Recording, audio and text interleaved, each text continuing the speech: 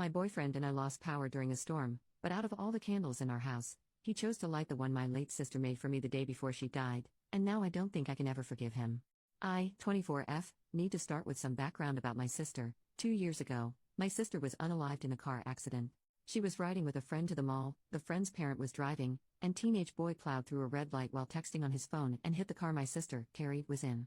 Carrie was killed instantly and her friend, June, was in a coma for 3 weeks before her parents took her off life support. When Carrie passed, I was devastated and angry and just not in a good place. Carrie and I had been extremely close. Despite a 7-year age gap between us, we enjoyed a lot of the same shows, we went to concerts together, we volunteered together, and I took it upon myself to guide Carrie like any big sister would do. Our parents were extremely busy with work most days, and Carrie and I would often cook together and do crafts when we weren't too busy with schoolwork. Carrie wanted to be a NICU nurse when she grew up, and I helped her find a volunteer position at a local hospital to help get her gain some experience being around patients. In short, Carrie was my sister and best friend, and when she passed, I was a mess. The last craft Carrie and I made together was a set of candles. We bought the wax at a local craft store, and we both made each other a candle and decorated the jar it was in. That was the day before she was unalived. At her funeral, Carrie was buried with the candle I made her. The candle Carrie made me sits on my desk next to my favorite picture of her and I together at the beach. Or it did, until last week. Now some background about my boyfriend, 27M. I met my boyfriend about a year and a half ago, about 6 months after Carrie passed. I wasn't looking for a relationship, I was still grieving my sister's death, but Eugene came along and it was love at first sight. He was extremely supportive, let me cry on him when I needed to, didn't push me into getting over grieving or anything. He was extremely gentleman about everything and very, very patient. After 6 months of seeing each other pretty regularly, we decided to make it official. Eugene came into my life at a very low point, and he has always been very respectful of sentiments I keep from my sister. Never asking me to take them down, always giving me space when I needed to cry. Eugene, along with most, if not all, of my friends and family know about Carrie's candle. There was a point after she died where I would take the candle with me everywhere out of fear that someone might light it, or steal it, or who knows what. The point is, that candle was and still is a very important part of my life and something that my sister made for me and me alone. When Eugene and I moved in together about 4 months ago, I packed away most of the reminders of my sister and put out the candle and picture on my desk. I felt that this was a huge step because when I'd lived just by myself I had pictures everywhere and a few knickknacks laying around from my sister. I wanted to make Eugene and I's home our home with just a small part of my sister there. Eugene understood and was very supportive. But now onto the issue. Last week, we had a massive winter storm that knocked out power. We didn't have power for over 3 days. The power was knocked out at Eugene and I's house while I was at work, which did not lose power. Eugene texted me that he was going to light some candles and try and get a generator so we could have some power, to at least be able to charge our phones, use the lights, etc. Now, we have probably over 30 candles in our house. I'm a huge fan of sales, and when Bath & Body Works has a candle sale, I like to stock up and get a range of scents. We have candles scattered all over our house. In the room where my desk is, there are no candles aside from the one Carrie made me. None at all, and there never has been. This room is also downstairs, where Eugene doesn't spend a lot of time, his desk is upstairs. When I arrived home from work last week, I noticed a bunch of candles burning in our living room, safely. Always monitored and not near anything that could ignite. One of these candles was the candle that Carrie had made me. I burst into tears, and when Eugene heard me crying he came out from the bedroom, where he was lighting more candles, and asked what was wrong. I was a wreck and couldn't get any words out. When he tried to calm me down, I shoved past him and locked myself in the room where my desk was and just cried. I don't know how he could be so stupid. He knew, and I thought he understood how sentimental the candle was and how much I cherished having a candle that my now deceased sister had spent time making with me just a day before she was unalived. I haven't been able to speak to Eugene since it happened, Tuesday of last week. He has tried to explain why he did it, because he needed candles to be able to see, but I just can't wrap my head around it. He hadn't gotten into the large candle stash I have upstairs right by the living room where Carrie's candle was, but went downstairs, out of the way to grab the most sentimental, cherished item I have. The candle was burning most of the day while I was at work and is now melted and pretty much gone. I do still have the jar it was in, but I can't look at it without bursting into tears. Reddit, what do I do?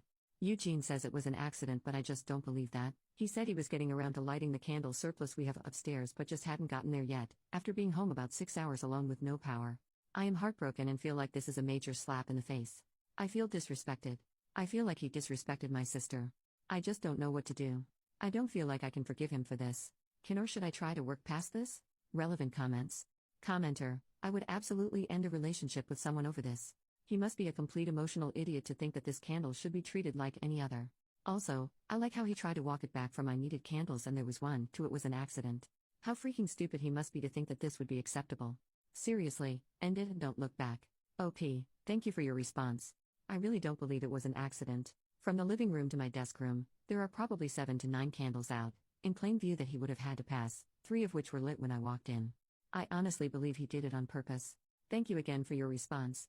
Commenter number 2, this may be the wrong idea and it may not help, but as a sentimental crafter I have a thought. First, I'm so sorry about the candle. From what you said about your boyfriend, I think he just wasn't thinking. It might not even have occurred to him to remember that candles are consumable and the wax would melt completely away. Okay, on to the next step. Maybe a stupid idea. It's so clear that you're still grieving over the loss of your sister. You still have the jar. On her birthday, or the anniversary of her death if that feels right, make a new candle in the jar. Pick her favorite color or something. When you make the candle, pour in all of your love for her along with the wax. Focus on that love when you're pouring. Think of the new candle as containing all of that love. Think of it now as something you made together. She made the vessel, you made the love. Just a thought. Maybe cheesy and stupid. But maybe not? I actually teared up at work reading this. I never thought to make a new candle? I really appreciate the idea and will definitely think about it. She made the vessel, you made the love. That really got to me. I am not over losing her because she was that one constant happy in my life and it's been hard. I will definitely consider a new candle to show my love for her.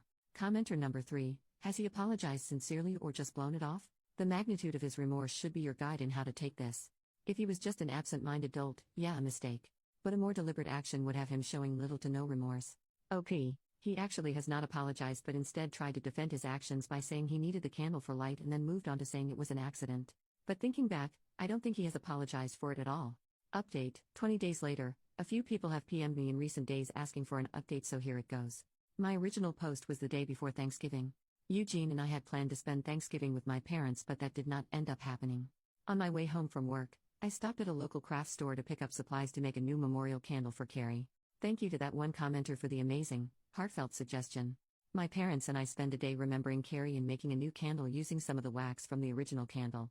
I also ended up purchasing a locket and having some of the remaining wax from the candle put inside it and the locket welded shut by a friend. On the evening of my post original, I got home and Eugene said he wanted to talk. I agreed we needed to clear the air before Thanksgiving, so we sat in the living room and started to talk. I was not ready for what he told me. A few commenters from my original post seemed to hit the nail on the head in a way. Eugene told me that when we first met, he was extremely turned on by the fact that I was essentially a damsel in distress. I just lost my sister recently, I was in a massive depression, I wasn't myself. And that turned him on both intimately and in a protective way. Over the past few months, I've started to become more myself. I got promoted at my job, I've joined a cooking class and have gotten out more, and I've definitely moved away from being a damsel in distress in the eyes of Eugene. He went on to explain that he burned the candle in hopes that it would throw me back into that phase because that is the only time he felt he was attracted to me. That's right, he is not attracted to me unless I'm upset, crying, and a damsel in distress. When I prodded for more information, he told me that everyone prior to me that he had dated had either just experienced a loss or was in need of rescuing. Eugene told me he was no longer attracted to me. He dreaded being intimate with me because he could no longer be the hero that was rescuing me, which is what turned him on in the first place. He didn't like going public with me because I had started to put myself together more, like not just wearing a t-shirt and jeans like I did when depressed, and that attracted the stares of other men that he saw as a threat, taking away his damsel in distress. Eugene had a whole laundry list of things he hated doing now because I wasn't in a funk anymore. I told him if that was the case then we needed to break up. He agreed and said he would go stay with a friend until he could make new living arrangements. My name is the only one on our house and I told him I would give him 60 days to vacate the house, which he agreed was fair. Over the past few weeks, I've spent a lot of time with my parents and with close friends. I don't really feel like I've been dumped or broke up with someone. I just feel like me. Carrie's candle sits on my desk where the original was and I wear the locket every day. Thank you Reddit for listening. I appreciate it more than you know. Top comment, hey, so, in a way, your sister's candle was a warning light so that you'd catch on to how screwed up Eugene actually is.